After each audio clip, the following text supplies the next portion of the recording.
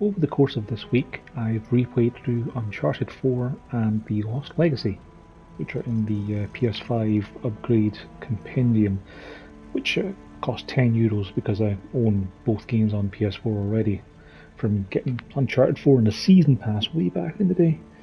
Would have been 6 whole years ago I did that. The PS5 version is beautiful. Like, I've been playing through on the 60 FPS mode, which upscales from 1440p. It looks good. It looks smooth. It plays very well, and the game looks as pretty as it ever has. This is the second game, the Lost Legacy game. I have no complaints about that part.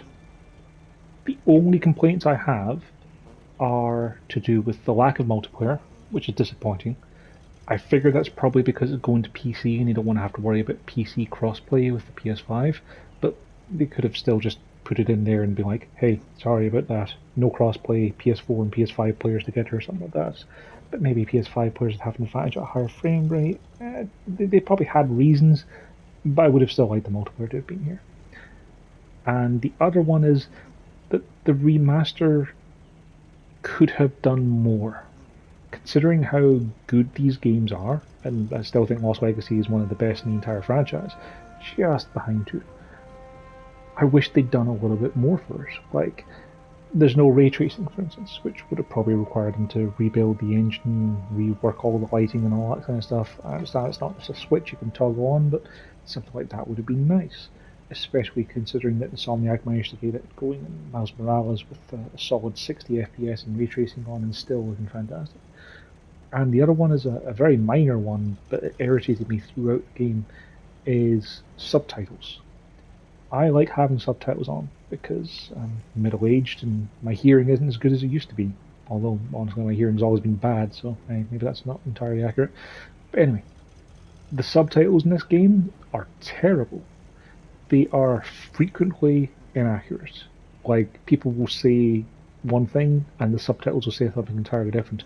In Lost Legacy, there were several occasions where it would bring up a line of dialogue in the subtitles and then say the word alt and then have a slightly different line of dialogue if the dialogue was actually said, as if people have just left in the comments for the subtitles from their code.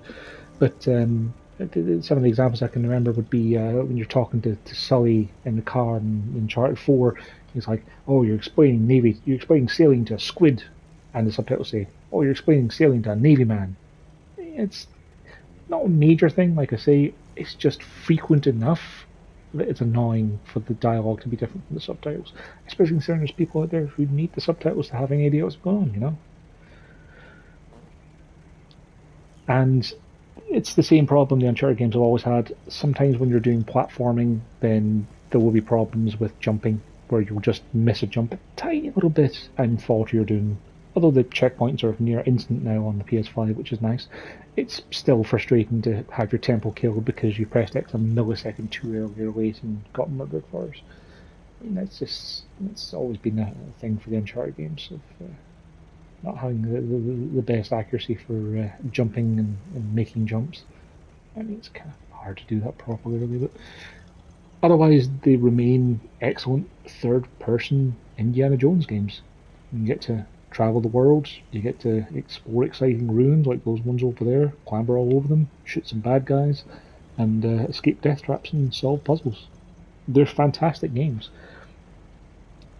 I'd wager if you can, get a hold of a Uncharted 4 or Lost Legacy PS4 disc, because they went second hand for as little as a fiver, and then you can do the £10 upgrade to get both games, and playing them through in the PS5 is the best version of them because they play at a higher frame rate or they play at a higher resolution, whichever you personally prefer.